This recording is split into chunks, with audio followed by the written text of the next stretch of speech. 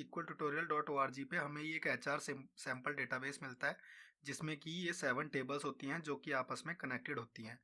इसमें से जो हम क्वेरी पिक करके अभी रन करेंगे, उसका लिंक आपको वीडियो के डिस्क्रिप्शन में मिल जाएगा।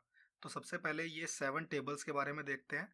ये 7 टेबल्स होती हैं एम्प्लॉयज़, जिसमें सारा एम्प्लॉय का डेटा होता है।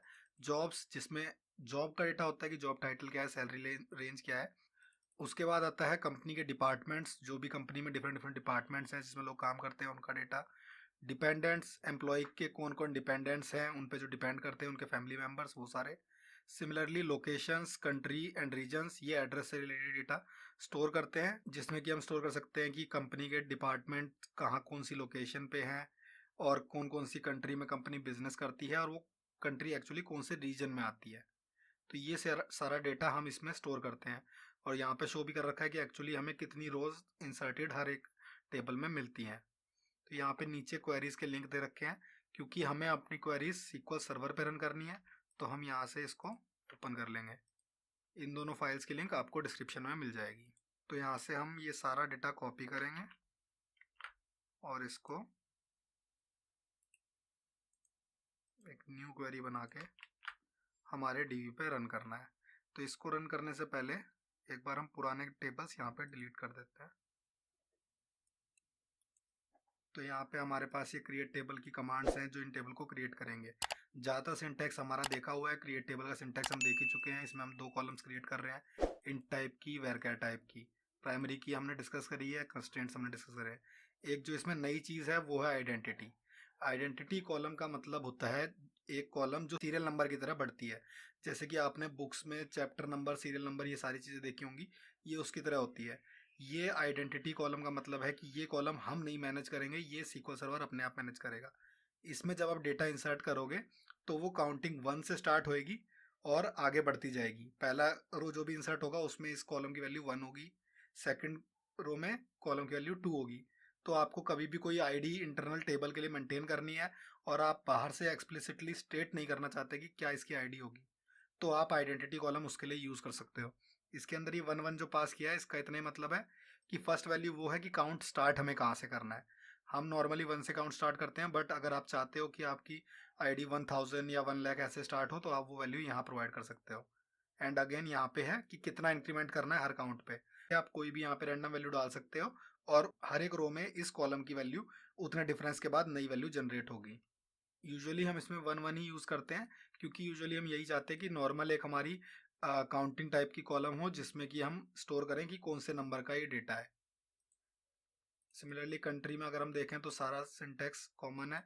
एक हम फॉरेन की क्रिएट कर रहे हैं और इसमें हम एक नई चीज़ ऐड कर रहे हैं, on delete cascade, on update cascade.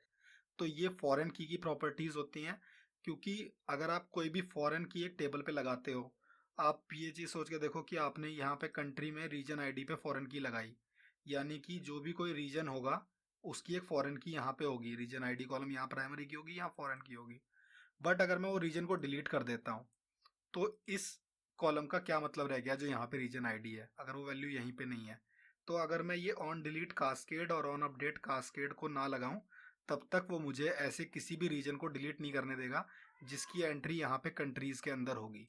तो अगर मैं चाहता हूँ कि नहीं, मैं जब चाहूँ तब रीजन को डिलीट कर सकता हूँ, अगर उसकी कोई कंट्री एडेड है तो वो कंट्री भी साथ में डिलीट कर दो, तो मैं लगाऊंगा on delete cascade, on update cascade. इसका मतलब यही है कि अगर यहाँ से कोई वैल्यू डिलीट की जाती है, तो वो वैल्यू अगर इस टेबल की किसी रो में आती है तो यहाँ से भी उसको डिलीट कर दिया जाए। कास्केड का मतलब है कि आप आगे बढ़ाते जाओ वो डिलीशन को, हमें ब्लॉक नहीं करना है डिलीशन को, इस वाले टेबल से भी डिलीट कर देना है।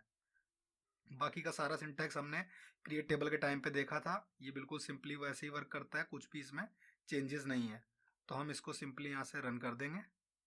यहाँ पे जब मैं इसको रिफ्रेश करूँगा तो यहाँ पे मेरे टेबल्स आ चुके हैं। तो अब हमारे टेबल्स क्रिएट हो चुके हैं और अब इनमें डेटा इंसर्ट करने की क्वेरी हम रन कर सकते हैं।